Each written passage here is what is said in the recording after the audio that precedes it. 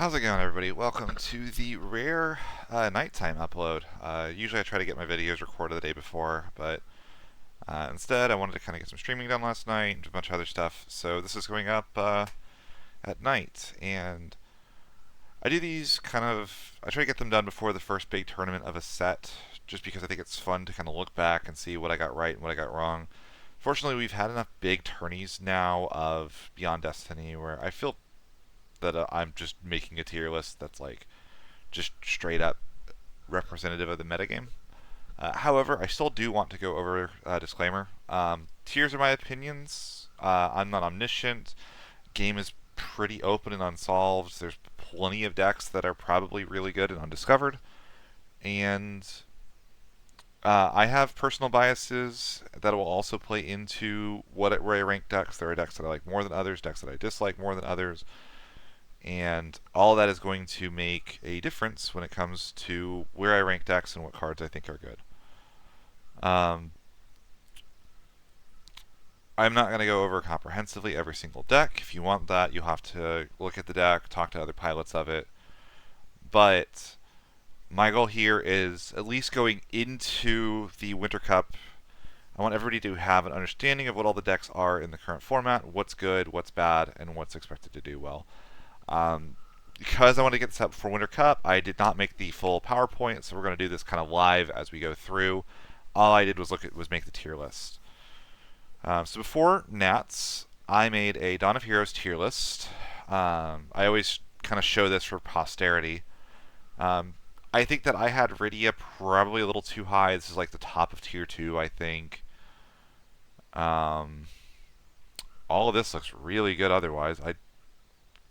Realm monsters might actually be more like a Mira monsters list, but that seems pretty accurate. Soiree, yeah, I mean, I had this pretty close. Magissa might be a little higher than I have it here. Cod Pod might be too high. Refugee Control's probably too low. But, like, in general, this doesn't feel that far off, right? I'm trying to think if there's like any major things that I missed. Not really. So let's go dive into what's changed in the new set Beyond Destiny. I'm not gonna lie, I am not particularly happy with how this tier list shook out as I was making it. Um, I don't think Beyond Destiny ended up being a particularly healthy set. I'm gonna be completely honest with y'all. I'm not gonna lie. Um, I think that if there was a solo tourney going on, there's really only two players in the game right now. It's Gigawall and it's Ice Aggro. I've seen it played mostly with water if you want to pair a secondary element with it. But I've also seen it paired with Fire, Ice Aggro. Basically, you could just replace this Ice Aggro with Rufus Rug. So let's go over why these are just pretty much the only two decks in the game. We're going to go to FF decks. Just go to tournaments and meta. Pretty easy. We go to Winter Cup Cardiff. This is just the quintessential Gigawall list. It's entirely built around the 7CP Warrior of Light that I did not think would be this metagame defining. This card does everything for every deck he's in. I've seen him in this. I've seen him played in Mono Water. I've messed around with him as a ramp tool for Mono Wind. I think there's a really sick like Water Lightning list you could play with him. There's a really sick Water Wind like control list you could probably play. Like basically, if the color has enough good 3-drops, Warrior of Light is an insanely good payoff for what he does. In this list, Alex paired it with the Warrior engine, which is good. Gives him pretty perpetual access to Axstar, which is one of the strongest things Warrior of Light can be doing at all times. And it really brought a card like Gilgamesh FFBE out of the works. Gilgamesh is one of those cards that's always had incredibly powerful text, but just never has lined up particularly well. It was very much a build-around, like difficult card to use, and used to get countered by a single Mist Dragon, so it was very difficult to want to build your deck entirely around him. I think the only one that I ever saw that did a lot of success was there was an Australian list that would just turn one jam Don Corneo, and if you didn't kill it, he would just go Don Corneo, tap target himself to mill 15, and you would just try to hit, spike all 7 colors, play Gilgamesh, and kill him. This list is not doing that. Gilgamesh is a win condition, but it's not the only win condition. In fact, I find that Gilgamesh is almost like the recovery play for when this deck gets board wiped, because it's so hard to get the first light card into the break zone. Regardless, it's an exceptionally powerful deck. You see a lot of basically every deck in the metagame right now is entirely warped around stopping this deck exactly. We're seeing a lot of cards like Sid Randell to try to combat it, cards like Palom and Porum to try to slow it down. So it's incredibly powerful, and the thing about this deck that's really, really tricky is that there's no good one-card solution to it. Probably the closest is Amaterasuing the Warrior of Light, but the deck functions without him. And if you're Amaterasuing it, you're kind of spending 6 CP to stop their 7 CP play, because usually they're playing it off of a backup or whatever. You're pitching 3 cards from hand, and they still get the 9k. So then you have the issue of, well, they'll play 2 forwards, I'll Shinryu them, and the deck will just sometimes go Warrior of Light, hit Zeromus and Moody, and get Amaterasu, and now it's like they've got 3 cards in hand with an Amaterasu and 2 ridiculously threatening forwards, including protection for that forward. Sometimes you'll have the Amaterasu or the Shantoto, and they'll hit 2 backups, and they'll go, cool, I have a forward, and I have 3 backups and 4 cards in hand on turn 2, which is literally the best ramp in the game. Nothing matches that. Usually, like, what I always consider like the ideal ramp turn is like turn 1 even costed backup, turn 2 odd cost and an even cost backup, and then ends with 3 cards in hand. This is 3 backups, 4 cards in hand, and a big 9k on field. It's just genuinely absurd, and your answers vary from game to game. You can't count on outscaling it if it goes for the backups. You can't count, because it'll sometimes hit 3 forwards and just kill you in 2 turns. You can't plan on killing the forwards because sometimes it'll just outramp you, and this deck has a very powerful late game. I've seen Gilgamesh just basically checkmate somebody where they go 7 CP Warrior of Light, hit a Gilgamesh, cool. Warrior of Light, ultimate shield special, so Gilgamesh is immune to EX burst, swing, swing, swing, GG, shake my hand.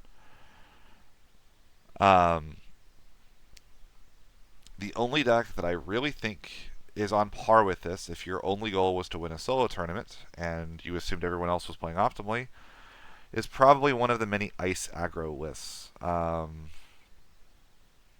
that apparently Europe did not play at all. The closest one is this Anger Issues, which is like Fire Ice Aggro. We go to Worlds, that's going to be an easier way to showcase this. We'll go with Hunter Nance's Mono Ice list. This list is designed to do one thing and one thing only: kill you into the sun on turn 2. It's just all of the ridiculous discard payoffs paired with with Rugagine, trying to just smash. And it's very, very good at that. Rufus Rug, you've taken 2 points of damage and discarded 2 cards before you've ever played your first turn of the game. And again, it kind of has the the 13 effect, where the bodies are just really large, and they're large at all times on like 13. 13 gets big as they're attacking, but like 8k removal deals with them. 8k does not kill Rug. So even though you can kill, the Rufus has already done his job if he's discarded 2 cards from your hand. He's been a free forward that dealt 2 damage to you.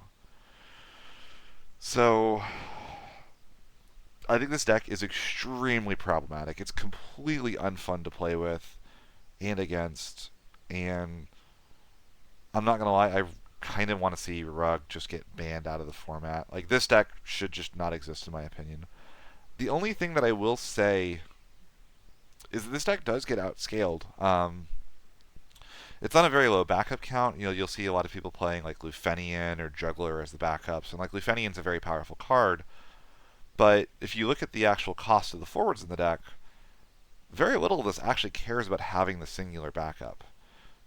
But this deck doesn't want to really get the second backup done. It wants to kill you before two backups are relevant. And in that situation, Lufenian starts to become a bit of a worse card. Unalesca is a very slow win condition in the same way. Same for kind of narrow Weiss. So if you can kind of just like survive like the Rug Rufus Ishtola combo, like Ishtola being the deck's removal, you can actually outscale this deck. And that's what the Gigawall deck tends to do. I would say Gigawall is probably the only deck that goes relatively even into the Ice Aggro list. I think Ice Aggro is just very difficult for almost everything else to deal with. And I think that's the entirety of Tier 1. Real quick, I guess I should go over what my tier definitions are. Tier 1 is, these are the decks that should be winning events, being top cut. Everybody should be preparing for these decks, and these are the decks to beat. Tier 2 is less common. They're going to need a favorable bracket or something unknown innovative to win an event, but they're capable of doing that. Tier 3, I think that one of them will make it into top cut. If you go to like top 8, it's possible for them to make it there with a bit of luck, but I don't think they'll ever win a tourney. And Rogue, which is, these are decks with severe flaws, but they will cause upsets in Swiss, and then I've got like an everything else tier. This is the first time I've really felt the need for a 1.5. These decks are just not on this level, like in any way, shape, or form. But 3 of these decks do their own thing, which is part of the reason people are really not enjoying this format, because the top 5 of the top 7 decks are not trying to play Final Fantasy. They're trying to kill your opponent, or like Gigawall is like the closest to a deck that tries to play a interactive game of Final Fantasy. Ice Aggro is trying to rip your hand apart and kill you. Fire Lightning 13 is trying to kill you and draw their entire deck. Megissa is trying to just combo off into the sun and kill you. And Xenos, Hien, OTK is trying to combo off into the sun and kill you. Twins are showing it as an anti-meta thing. As it turns out, Porum is as good as the day she was printed. She's never been a bad card. I don't know why people started kind of slowly pulling her out of water lists, but she just answers everything.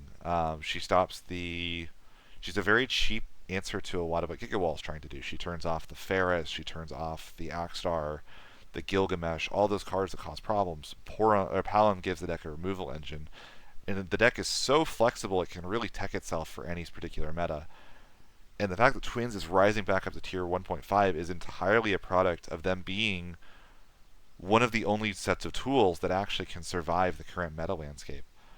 Similarly, Mono Water does well because Mono Water tends to do well in formats with large amounts of aggro, but low amounts of scaling and combo decks.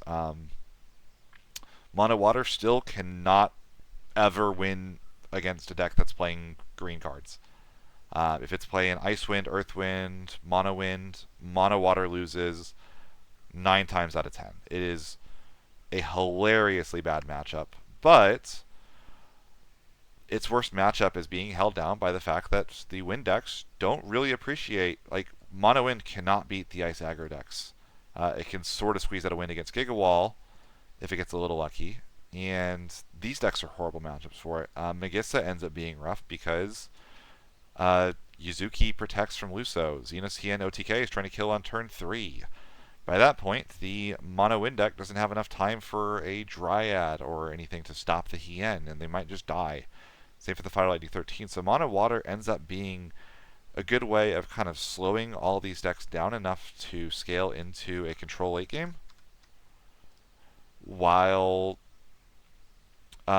its biggest predator in the, Mono Wind, Ice Wind, Earth Wind, Storm decks can't really function against a lot of these decks. So really, this is like 2 decks that are built to beat the particular meta, which is why I think they actually, like, they're not quite tier 1. They're going to have really bad matchups elsewhere. But if they only fight meta, they're borderline tier 1. I just think that, like, 13, Megissa, and Xenos Hien OTK are just kind of weaker versions of these. So then we get to the tier 2, which looks a lot like the top tier of last format. 4-color Warrior of Light, with or without Rydia, I think is still perfectly fine if it manages to get to a late game. I think it got a lot of really nice tools. I think that the Cascade backup engine it has now in Claris, King Tycoon, Lena, and Edgar is just absurdly broken. You can play like 15 to 17 backups with something like 14 EX bursts among them, which is just genuinely obscene. I think the Storm decks beat everything that's not above them. Anything below this, Storm does really well into. I do think that it's hard to play, and there's only a couple of pilots in the world that are capable of playing these decks to a level that's capable of surviving against some of these other, like Category 6 and whatnot. But the deck is very, very potent and very, very good. So these are like the mono win cast decks where you're playing Rosa, Luso, Zidane. Category 6, I think, is kind of a victim of the current meta. Category 6 is very good at hitting 8,000, which is just not enough. It can't kill Giga Walls, it can't kill Rugs. It has a very meh time dealing with a Porum on the field, has a very rough time dealing with a Yuzuki, due to the fact it can't run summons to deal with it very effectively unless you're going to give up some lock consistency. But there are games that Category 6 will just kind of pop off, and when it does, they just kind of win. It's genuinely shocking how, if you just don't find the removal for a lock, how it's probably the only card on par with Gigawall as far as the amount of value it can generate over the course of a turn. Maybe Rydia would be on the same page, or not Rydia, Rosa. But like Rosa's got to have everything go right for her. Category 6 lock just does it by existing and very, very early. Scions, there's like two variants that I think are around tier 2. I think Earth Lightning and Mono Lightning. I've seen this played with or without Chaos Arc. You can play it with stuff like Shinryu for a control package. Chaos Arc gives the deck a nice top end, and the Scion engine is very good at color fixing it for you. I do think that it's going to struggle a little bit into these, but it does have good answers into some of them. Ishtola's special is one of the few really consistent outs to the Gigawall strategy that just there's so few dependencies. It doesn't matter how many forwards the Gigawall player has out. It doesn't matter anything. It just all of them will take 9k and they'll all die. Monsters, this is mostly going to be that mono earth monsters list, although I also think that there's potentially like an argument for like that ice water Gigawall variant that was playing like Go-Go, Hippocampos, Exoray. But generally this is like the mono earth Mira monsters list where you're just slowly building monsters, building monsters, building monsters, building monsters. There is also like the combo variant that was popularized by Tori Kelly. If you want to check that out, go look in my channel. You'll go find another version of that deck. But the big problem with these decks is they're just too slow. Especially the Mono Earth variant, the super control heavy one. Monsters are a very powerful card type in that they're hard to interact with. But that deck wants to get to 5 backups and take its time and everything else, and just the Ice Aggro list will never let it get there. Gigawall is going to outvalue it a million times over. And it's dead before it has a chance to actually finish things, which is funny because it got a lot of very nice tools. Cards like Ingus and all that are really nice cards. Ice Lightning, still really good. It's just a worse version of Ice Aggro for the most part. Like, you can play it more controlly. Like, it's not... Ice Aggro is like, break my board, or like, stop me from doing this and you probably win. Ice Lightning has like long game, but the power is so much lower that it's not really in the same ballpark. And I think that like, especially for the Winter Cup where we're playing this like weird 3-deck format, so many of the ice staples get pulled by this Ice Aggro list that Ice Lightning just really won't show up unless that's like all someone's really comfortable playing Ice Lightning. You can, but I would just play the Ice Aggro if I had the option. Refugee Control, I have this separate from the 4-color Warrior of Light list because I think they're very different. Refugee Control focuses on getting Warrior of Light backups into play specifically. And I think this is the deck that has the combination of like the best ceiling in the game with the ability to actually get there. It's not as fast to get there as the 4-color Warrior of Light or as consistent, but the ceiling is so much higher. Refia is just such a powerful card. Neo X Death Control, I think, could show up like big at the Winter Cup. A lot of the top decks just kind of struggle to deal with it. Gigawall kind of like has to have the Amaterasu for it. Like you like ping it with an Axstar and then Amaterasu it to kill it or something. But like it's bad in the Gigawall, but like Ice Aggro doesn't have a good way to deal with it. The Fire Lightning 13, the Megissa, the Xenos Hien OTKs, those can struggle to maintain a board state into a Neo X Death deck. And especially if like it can establish like Neo X Death, the Titans, the Tamas, this deck can really cause some problems for a lot of meta decks. And the last deck I have in Tier 2 is Earthwater Summoners. And specifically, this is a Chris Batisky brew where you use the combination of 5CP Yuna, Rydia, and Une to kind of create this like control board state game lock where you run cards like 2CP Titan. It's just a bunch of 2CP summons with like good utility that Rydia can cast. And you can do stuff like Kusith for Abraska's Final Aeon to kind of give you the reach that like you're completely missing by having those 4CP those 4CP or higher summons. And it's so difficult to interact with Abraska's Final Aeon ping. It's super powerful deck, super cool. Uses Yuna in a really innovative way that I don't think people are really ready for. But again, it is going to be a bit of a struggle to pilot that deck into some of the top tiers. I think that the Ice Aggro in particular, you almost like have to like establish like 2 summoners really quickly and then try to like BFA things out of the game. But Tier 3, this is kind of like the dumping ground for a lot of previous like Tier 1 and Tier 2 decks. Leo just cannot handle the speed of the game right now. Leo has the best ceiling in the game. So difficult to interact with, so powerful, so all-encompassing. But at the end of the day, if you don't get to turn 4 or 5, Leo does not have any text. Soiree, the big problem with Soiree here is that while it can run a lot of EX bursts, those EX bursts are dependent on having Soiree members already on field, which means that like Ice Aggro just gets to blank like 2/3 of their EX bursts like for the first 2 turns of the game.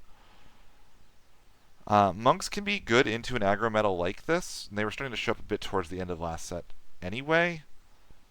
But I think the Sophie restriction really is problematic for them here. And they are, again, another kind of slowish deck. Water Lightning Scions, these have results.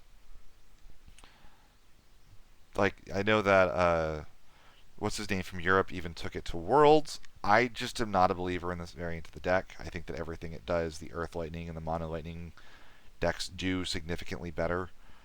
I think Fran Turbo is like buildable multiple ways. I think it's probably unexplored right now, or underexplored.